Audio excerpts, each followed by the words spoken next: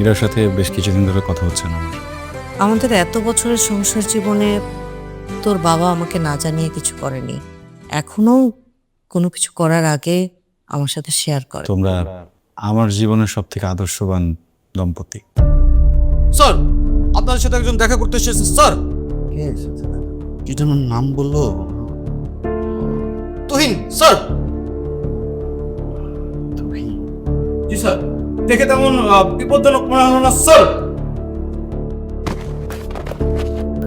আরে ইমরান সাহেব, আপনি স্যার আপনি অফিসে যাচ্ছেন? হ্যাঁ, অফিসেই তো যাচ্ছিলাম। ওই মানে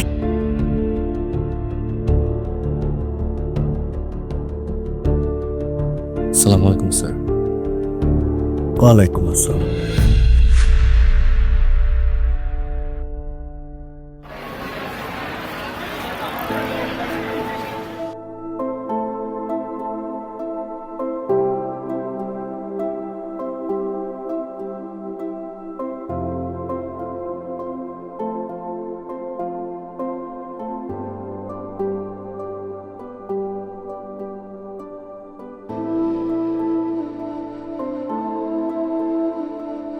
আচ্ছা, আমি একটা বিষয় চিন্তা করে পাচ্ছি না, তুই এত খরচ কিভাবে চালাচ্ছিস? আমার মতন একটা বুড়িকে চালাতেই তো তোর হিমশিম খাওয়ার কথা। এসব কি বলছো মা? তুমি বুড়ি হতে যাবে কেন? তুমি আমার কাছে এখনো তরুণী। দেখলে না সেদিন তোমার জন্য চকলেট নিয়ে আসলাম? শোনো, এইসব আজে বাজে চিন্তা একদম করবে না। বুঝলাম। সেদিন চকলেট নিয়ে আসলি, তারপর এতগুলো বাজার করলি, তারপর একদিন ইলিশ মাছ নিয়ে আসলি, আজকে মুরগি নিয়ে এসছিস। এত খরচ করার কোনো দরকার আছে বাবা? আমার কি এত খরচ লাগে? আমি একটা মানুষ মনে করে দুটো ডাল ভাত খেলেই তো হয়ে যায়, এত কিছুর দরকার আছে? মা, আমাদের রিজিকে যা আছে তাই তো হবে, তাই না? সেদিন রিজিকে ইলিশ মাছ ছিল, ইলিশ মাছ খেয়েছি। আজ রিজিকে মুরগির মাংস, মুরগির মাংস খাচ্ছি। যেদিন এসবে কিছু থাকবো না সেদিন অন্য কিছু খাবো। সেটা আমি বুঝলাম, কিন্তু ইদানিং আমি টের পাচ্ছি তুই খুব আশাবাদী হয়ে যাচ্ছিস। এটা অবশ্য ভালো, আমার কাছেও ভালো লাগছে, আবার ভয়ও লাগছে তুই আবার বিপদে চলে যাস না। বিপথে তো মা চলে গিয়েছিলাম, তোমরাই তো আমাকে ধরে বেঁধে সঠিক পথে নিয়ে আসলে।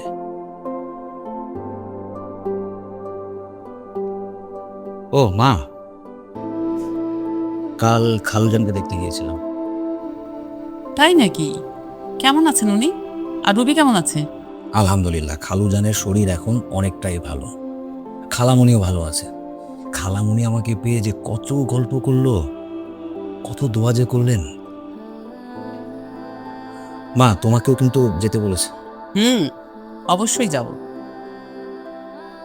এত বিপদের মাঝেও আমার বোনটা যে আমাকে মনে রেখেছে, এটাই তো অনেক বড় বিষয়। জানো মা, হুম? আমি না অনেক জায়গায় চাকরি খুঁজছি, কত কত জায়গায় ইন্টারভিউ দিচ্ছি, কোথাও চাকরি হচ্ছে না। খালুজান কিভাবে যেন আমার এই চাকরি খোঁজার ব্যাপারটা জানতে পেরেছে। খালুজান আমাকে দেখা করার পর বললো যে তুমি আবার আমার অফিসে জয়েন করো। আলহামদুলিল্লাহ, তাই বলেছেন নাকি? তাহলে তো খুব ভালো। তাহলে তুই আবার আগের কাজে চলে যা। আর তোর তো সবকিছু জানাই আছে, কোনো ঝামেলা তোর হবে না। সেটা অবশ্য ঠিক মা, আমি তো সব কাজ জানি, কিন্তু একটা ঝামেলা আছে মা। তোমাকে আমি এখন সেটা বুঝিয়ে বলতে পারবো না।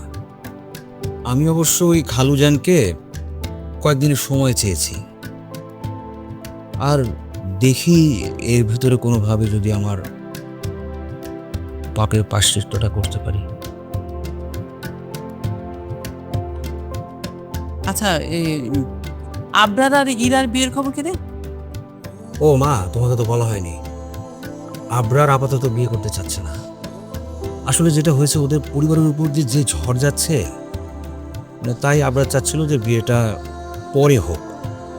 তবে আমার মনে হয় কি, আবরারের এই সিদ্ধান্ত বেশি দিন টিকবে না, কারণ ওরা তো ছোটবেলা থেকেই একে অপরকে পছন্দ করে। আর একবার যেহেতু বিয়ের কথা উঠেই গেছে, দুইজনের আলাদা থাকতে পারবে না। ছোটবেলা থেকে তোদেরকে দেখে আসছি, দোয়া করি আল্লাহ যেন ওদেরকে সুখী করে। হ্যাঁ, আমিও দোয়া করি যে ওরা যেন ভালো থাকে, সুখে থাকে। ও মা, আবরার না আমাকে একটা কাজ দিয়েছি, তুমি দোয়া করো আমার জন্য, আমি যাতে কাজটা ভালো করে করতে পারি।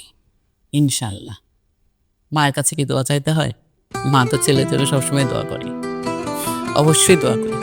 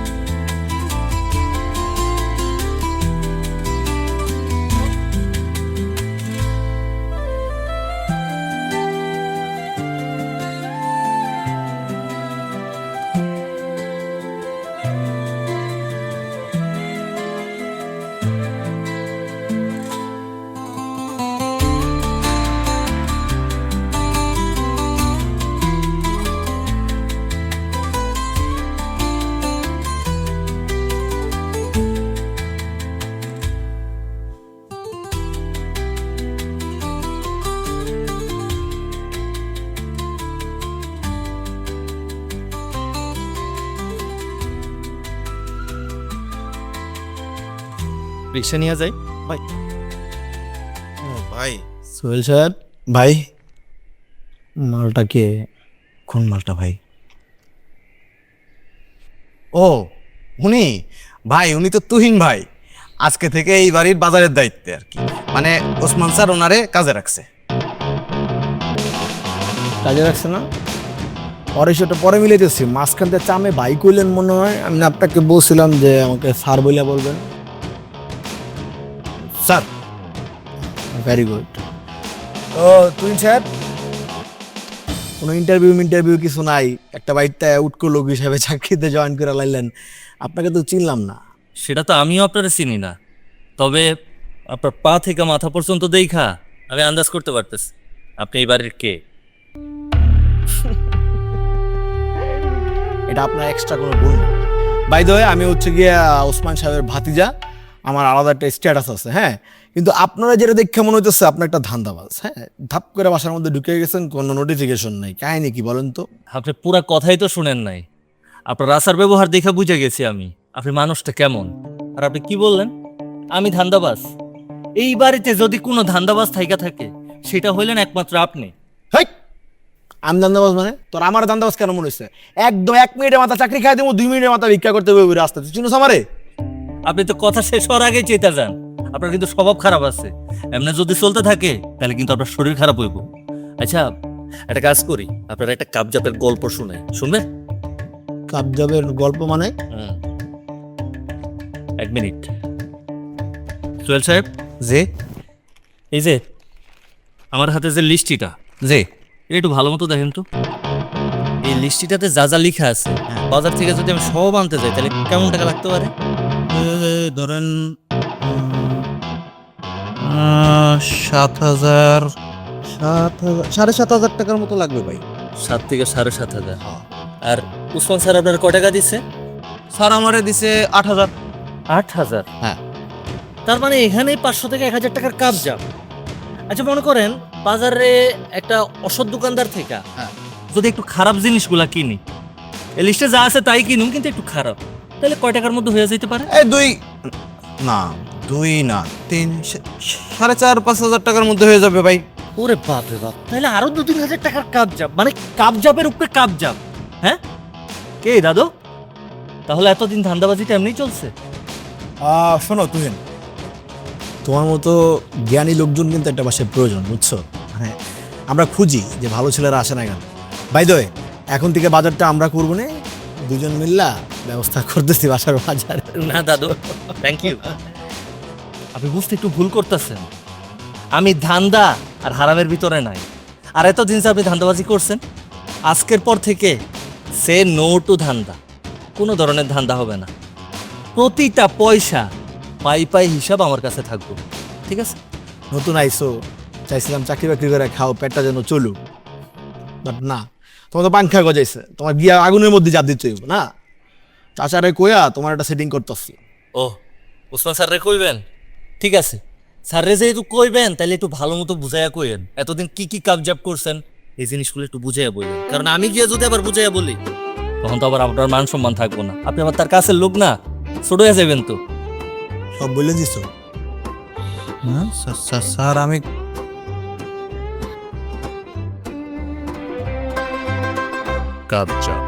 ভাই আপনি কামটা করলেন কি ভাই? পুরাই তো খাইয়া দিছেন। এই ধান্দাবাজরা আমি যে কতদিন ধরার চেষ্টা করছি, পারি নাই ভাই। আপনি তো 1 মিনিটে কাম ঘটাই দিছেন ভাই। ওর ভিতরে আগুন চালাইয়া দিচ্ছে, যে আগুন ওর ভিতরে জ্বলতেছে ওই আগুনে জ্বলতে জ্বলতে ওর নিজেই ঠান্ডা হয়ে যাব। আর ও কি কইল? ওর পেটে আমি লাথি মারছি, লাথিটা ওরে কোন জায়গায় দিছি সময় হইলে ওর নিজেই বুঝতে পারবে। আচ্ছা অনেক দেরি হয়ে গেছে, চলেন আমরা বাজার যাই। হ্যাঁ চলেন ভাই, চলেন।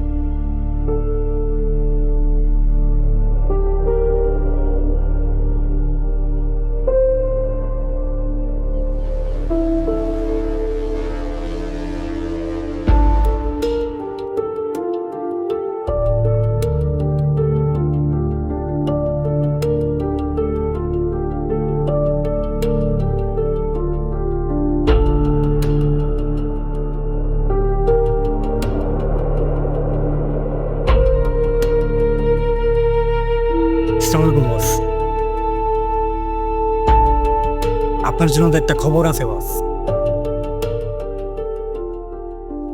গরম না ঠান্ডা? এই ঠান্ডা করা গরমে কলিজা ঠান্ডা করার মতো গরম একটা খবর আছে বস। বলে ফেলা।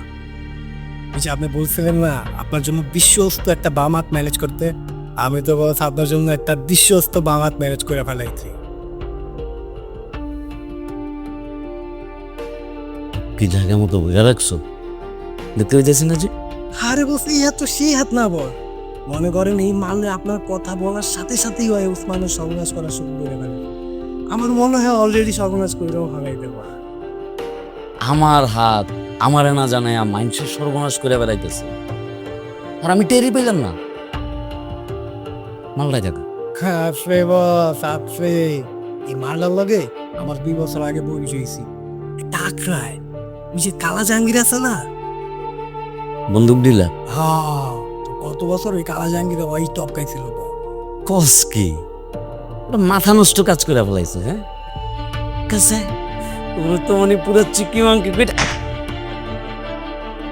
বুঝলাম না বস, আপনি আমার মালকে বান্দিরপুর তোর হাতের ভিতরে এমন একটা জেনুইন অথেন্টিক মাল থুইয়া, আর তোরা আমার ছাগলের বাচ্চার মতো কি চরকির মতো ঘুরাইছিস আমারে, পথে পথে বানায় রাখছিস, আর আমার খবরই দিস নি। এটা লিখে ওইটার শাস্তি। আরে বল, এটা তো আমার দোষ না, এটা আপনার দোষ। কারণ আপনি তো আমার সুযোগ দেন নাই। সুযোগ দিয়েছেন কারে?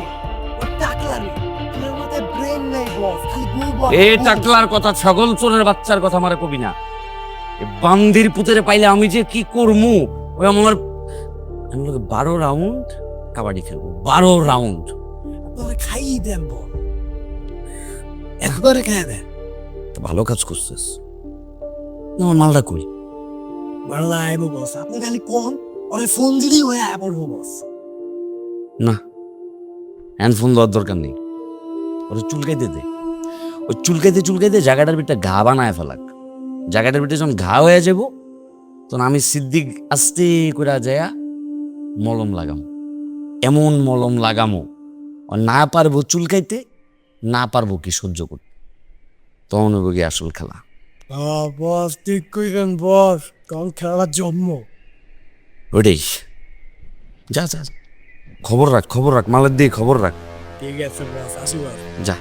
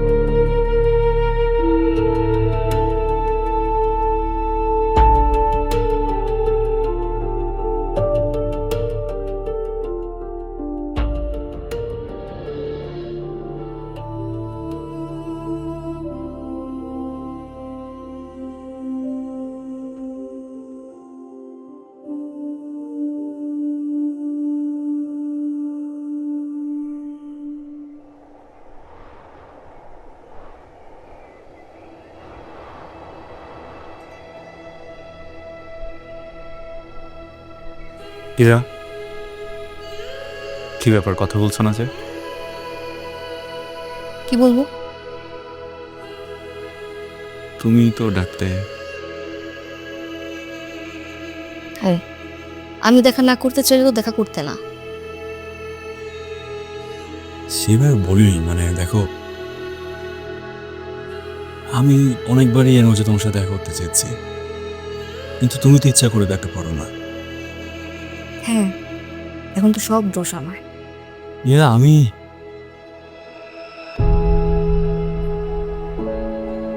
বুঝাচ্ছি। ইরা ম্যাডাম, ও ম্যাডাম, আপনার খবরদার টাচ করবা না, তোমার হাত আমি কেটে ফেলবো।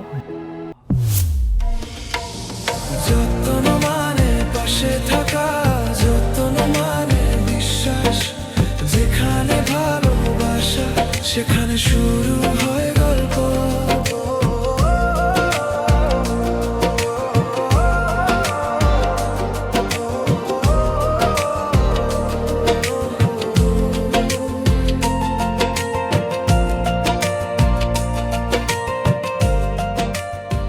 আজকে তোমাকে এত টেন্স দেখাচ্ছে কেন? তুমি কোনো একটা বিষয় নিয়ে ভাবছো, খুব গভীর ভাবে ভাবছো। যেসব তথ্যগুলো শুধুমাত্র আমাদের কাছে থাকার কথা, সেগুলো তাদের কাছেও চলে যাচ্ছে। কিন্তু কিভাবে যাচ্ছে, কখন যাচ্ছে, কার মাধ্যমে যাচ্ছে? তাই নাকি? তার মানে আবরার রাজি হয়ে গেছে, রাইট? আকরাম, তোর একটা কাজ করো তো, গাড়ি বের করে ফেলো, আমরা আজকে ঘুরতে বেরোবো। ইউজুয়ালি সবাই তো মিষ্টি মুখ করে মিষ্টি দিয়ে, কিন্তু আমরা মিষ্টি মুখ করবো আইসক্রিম দিয়ে। কেমন হয় বন্ধু? খুবই ভালো হবে। সিদ্দিক বাসা থেকে আমাকে বিয়ে দেওয়ার জন্য খুব বেশি প্রেশার দিচ্ছে, আমি কোনোভাবেই তাদের আটকাতে পারছি না। আমি সবগুলোর একদম প্যাকেট কইরা এবং স্যান্ডউইচ বানায় ফেলবো। গুন্ডামি বদমাশি করতে করতে কি এখন আমার বাবা মার সাথে এগুলো করবে তুমি? তুমি বুঝতে পারছো সিচুয়েশনটা?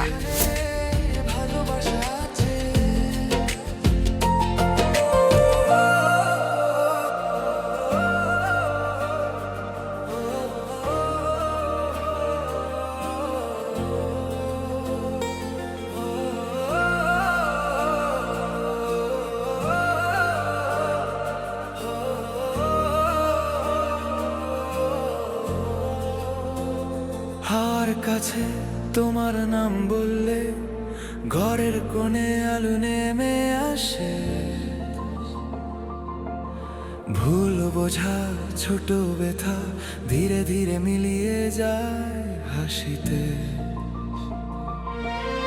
একটু হাতে হাত, একটু চোখে চোখ, হৃদয় খুলে ধীরে, খোদার দায় সবকিছু ঠিক হয়। যত্ন মানে আমি তুমি আমরা সবাই, হৃদয় জোড়া করে রাখে আল্লাহর ছায়া। যত্ন মানে পাশে থাকা, যত্ন মানে বিশ্বাস, যেখানে ভালোবাসা সেখানে শুরু হয় গল্প।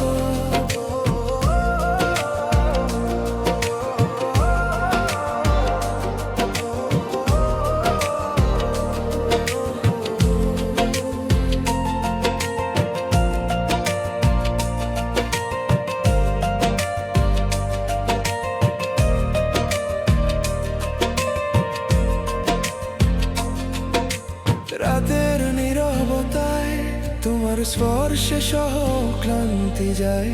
পরিবার মানে শুধু কথা নয়, মন খোলা এইটুকুই যথেষ্ট।